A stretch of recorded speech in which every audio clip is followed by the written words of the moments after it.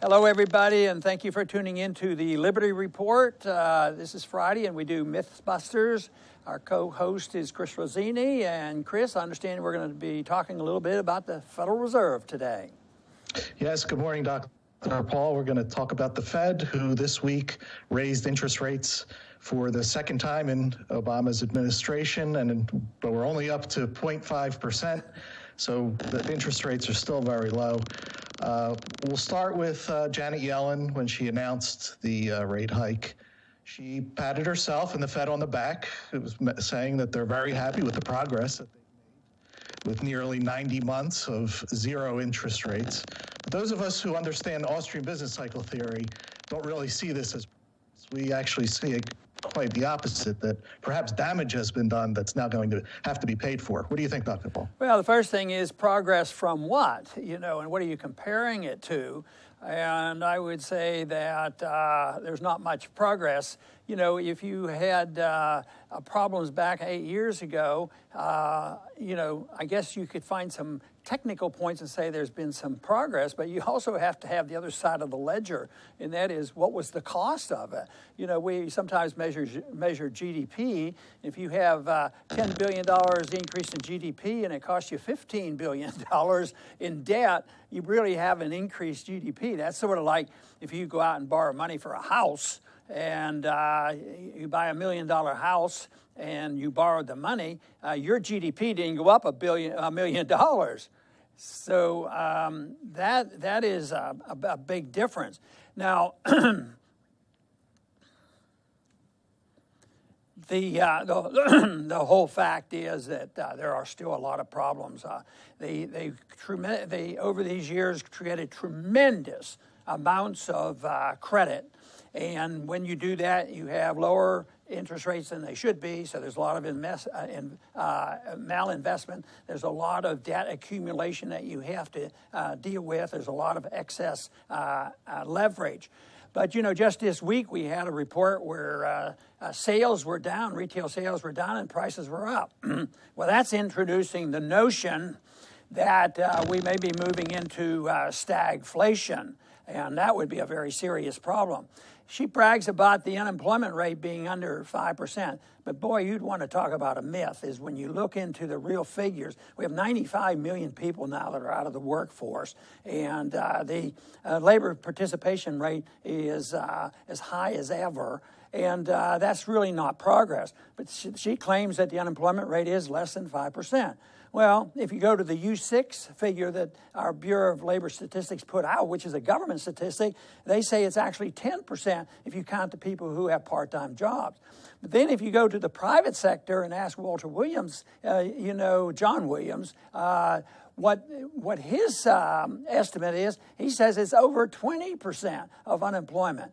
And, in one sense, you can hype up the economy and the stock markets can go up and get a little bit of euphoria, but that's, just ignoring what this election was all about.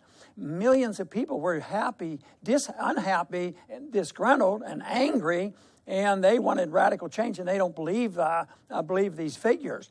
So I would say we have a lot of room to go, and we need a challenge on some of the analysis that they make because they think low interest rates was a solution. That obviously was not the solution. But now they think they're feeling a little bit better because they're getting to the point where the official statistics are now starting to show that maybe they're devaluing the currency, that is stealing money and wealth from us, at a 2% rate. And that inflation of prices is a sign of a healthy economy. Nothing could be more removed from reality than thinking that. Because if you have a healthy free market economy and interest rates dictated by supply and demand of savings and credit, that would be one thing. But to think that just because prices are going up, it is good. If you have a healthy economy, prices go down. Like TVs and computers and telephones, they go down. But if you have a mixed economy, an interventionist economy, and you have these factors in, you can't go and look and say, well, isn't it wonderful about medical care? We've spent a lot more money on medical care, but we get a lot less for it. So it's so fictitious. They distort these views. They lie to us about the statistics, just like they lie us into war, and it's all fraud. But I don't think ultimately you fool the people. The people know. Those people who are underemployed and would like to be employed, they haven't had a job yet, but they're all keeping their fingers crossed, and they hope they're going to get a job next year. But that remains to be seen, because you have to change fundamental policies in order to do that, and that means tax policy, regulation policy, monetary policy, and all these things have to change. But then you have to, if you really want progress that they can brag about, they have to do something which nobody's ready to do in Washington, because the promises are always great times just lie ahead.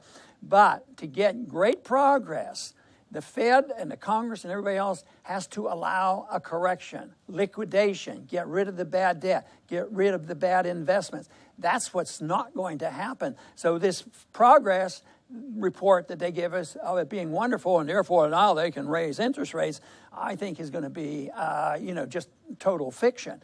Because even though the increase in the interest rates that the little bit we've seen so far, it didn't hurt the stock market, so there's a euphoria there. But it did send a message to the bond market. The bonds in the last couple of months in value have gone down to over $2 trillion, and that's going to get a lot worse as they raise interest rates. So if the Fed raises interest rates like they claim they might next year, you're going to see lots of instability, and even with the best intention and even with some good moves, it's going to be a real hurdle to overcome the lack of progress that has existed these last 8 years, and they're pretending that they have already had. Yes, and so many people, they sit around and they try to analyze every word that the Fed says, but does it really matter? And that's what we're going to talk about next. And that's their outlook. What does the Fed think? And they try to tell us projections. In this complicated world with infinite variables, they have outlooks for us. And they say that they're going to raise rates next year. But regardless of what happens, how much weight should we put into that, Dr. Paul? Can't they just change their mind and say, well, XYZ happened, so we're going to keep rates low again? Well, I don't think they know. They just are always talking for the moment, and they think about what the report of the Fed will be and what the press conference will be like when it's over with Yellen. They pretend they think about the future, but they don't know the future. They have no idea. And the first thing is even if they pretended that they knew such things, they don't know such things. They have no idea what's going to happen. They don't know what the spending levels will really be. They should anticipate that they're going to go up. They don't have any idea what the revenues will be because, there are times when stock markets are high and they produce a lot of capital gains tax and the revenues are higher than they expect. But if there's a downturn in a weak economy, revenues are going to go down. But there's promises of big spending to go on, if infrastructure and the military. So they can't know what the money supply should be or what interest rates should be. And I just don't think they know, what the unemployment rates would be. For instance, the unemployment rate, this under 5%, just isn't true. They can't say, oh, the unemployment rate is going to be at such and such. They don't know what the cost of unemployment is going to be. And I think that the Fed is sort of between the rock and the hard place on what they do and what they're going to do in the future. And it's only for the moment to try to send out an immediate message. What's it going to do to the stock market? And then it's dismissed. And the day after they make an announcement, they say, well, when's the next announcement coming? And they're anticipating. But I think that this Fed is typical. I don't think it's any different than any others, and they're money managers, but they have orchestrated, not only Yellen, but Bernanke, they have orchestrated something that has been totally unusual, totally new for the whole world. The reserve currency managers have inflated, the currency. They have created so much new credit and so much disequilibrium out there, and yet still you can portray this as progress, and even those who know it isn't true might say, well, that's a message that the market may respond to, so we better be prepared, even though we know what's going to happen for now. On the short run, we've just had a good dose of our drug that's going to make us feel good, so we better go buy stocks. But the markets rule, and the markets will rule, and the Fed cannot rule. I think central banking has been totally discredited, and is going to be a lot worse for them because I don't believe the economy is very strong. I believe it will turn down. I don't think they have any room for just lowering interest rates. How much lower can they do than it was down to zero? I do believe that they'll try more gimmicks if necessary to have QE. But ultimately, if the deficits explode, which I anticipate, the Fed will accommodate. They are not going to stand by, and since they don't know exactly when that'll happen, I saw one projection, which I think was a pretty good analysis, that if Trump gets all that he wants, in a period of months next year, you can't possibly see any response to that lowering of regulations and taxes until 2018. So yet the stock market is telling us, it's all okay now, and the Fed has control, and they have sent the message, and they are going to take this economy, which they said we have made progress, and we're going to give you more progress. I think that is a myth. To pretend that the Fed is independent, that they're not political at all. It's funny because this week, right after the rates were raised, some Republicans, notably Ann Coulter, tweeted out right away that the Fed is now they're starting to raise rates and they're trying to sabotage the incoming Trump administration. What do you think about that, Dr. Paul? Well, I think there's a good reason to think about that. But the presidents and the Federal Reserve Board chairman, they always collude. And I think the Fed chairman, because he gets appointed by the president, they will do what they think is necessary to help the president. But right now, it's interesting because they're speculating that maybe the Democrats will do something right now, along with the Fed, to bring on the recession as soon as Trump is inaugurated, and it may come anyway. Matter of fact, the recession is locked in place. The timing we don't know, but it's locked in place. There's been so much distortion, with these low interest rates. So yes, the Fed may send the signal and do this on purpose, but they will be buddies because they're in it together. They're the leadership in the Congress as well as the Federal Reserve. They're controlled by the deep state and the very powerful financiers. So if the spending is necessary and we have to spend all this money, on rebuilding the military, which seems to be totally unnecessary, and the highway system, that's big bucks. And if we're sliding into recession and revenues are down, I think the deficit is going to explode. It happened in the 80s, even under a conservative Ronald Reagan, the tax rates went down and spending went up. And that may happen again if he gets the tax cuts through. But I'm still for the tax cuts because that's your money and you should have it, we should keep it, and that would be helpful.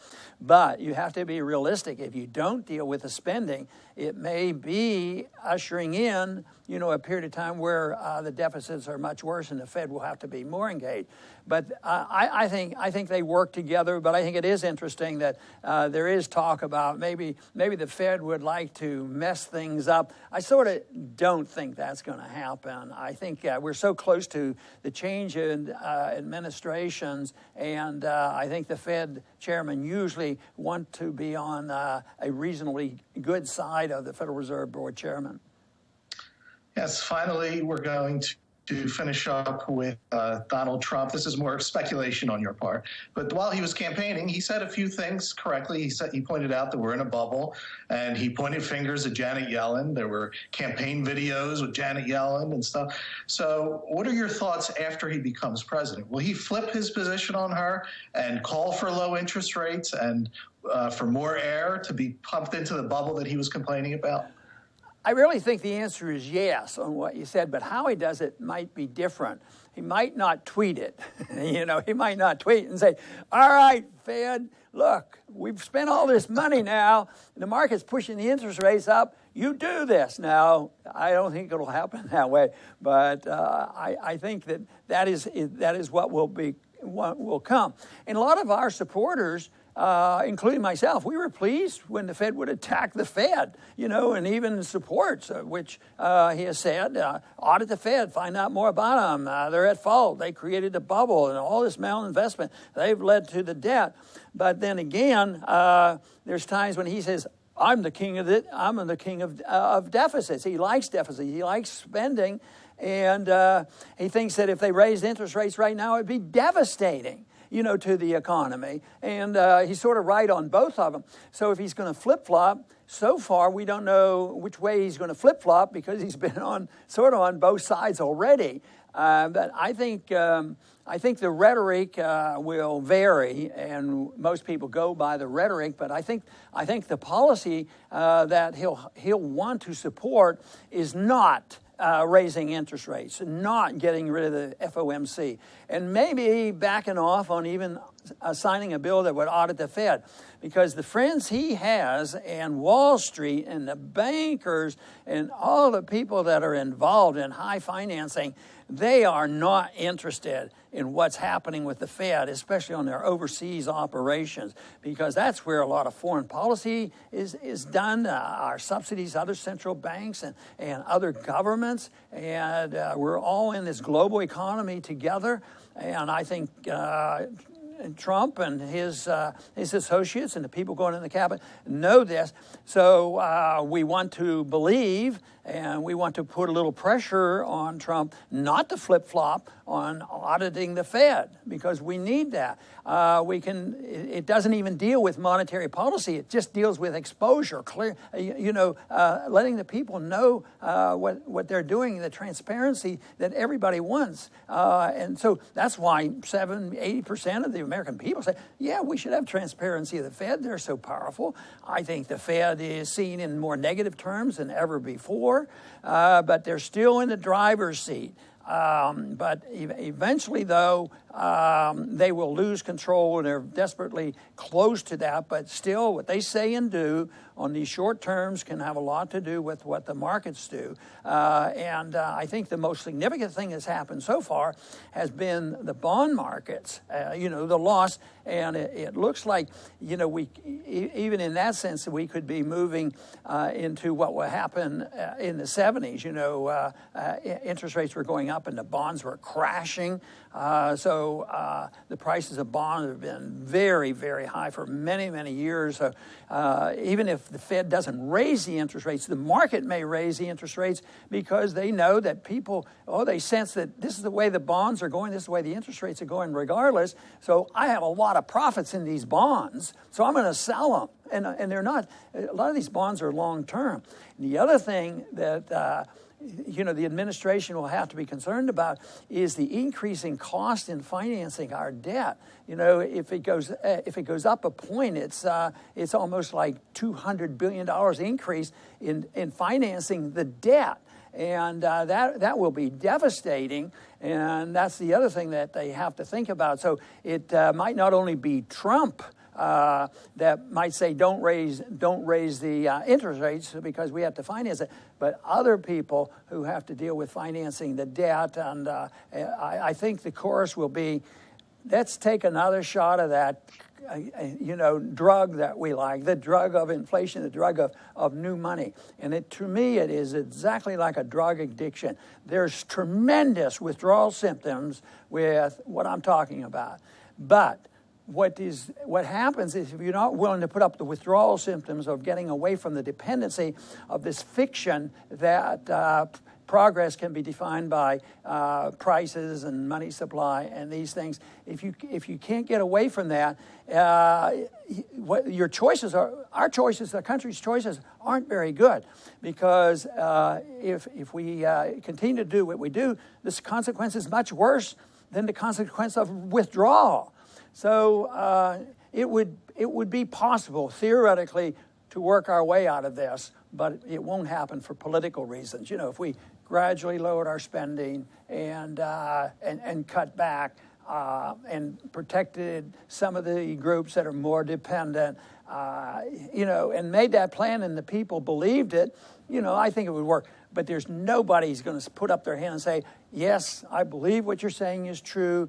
We want to participate in advocating 10% cut in all our budgets, and you can cut our budget. Can you imagine the military-industrial complex? Just look at the hollering and screaming when President-elect Trump suggested, well, you know, this F-35 might be a bad deal. You know, that was pretty important. So that's just a sign of things to come. If anybody suggests cuts, that's why it won't happen. That's why the spending is going to continue. That's why the monetizing of debt is going to continue, and is going to continue until confidence is truly lost. Today, the confidence is very, very high, and the money is being spent. They always wanted to get a lot of money injected into the economy, and it's all going into Wall Street, and it's all into making profits for Wall Street with this unbelievable boom in stock markets. But, like I said, the market is more powerful than all the politicians. So eventually the market will sort this out. And unfortunately, because there's been so many mistakes made, the consequence will be rather serious. So this is the reason I argue the case for less government, less spending, and a sound monetary system. Chris, I want to thank you very much for being with us today on Mythbusters. Thank you very much, Dr. Paul. Good. And I want to thank all our viewers today for joining in. And please come back soon to the Liberty Report.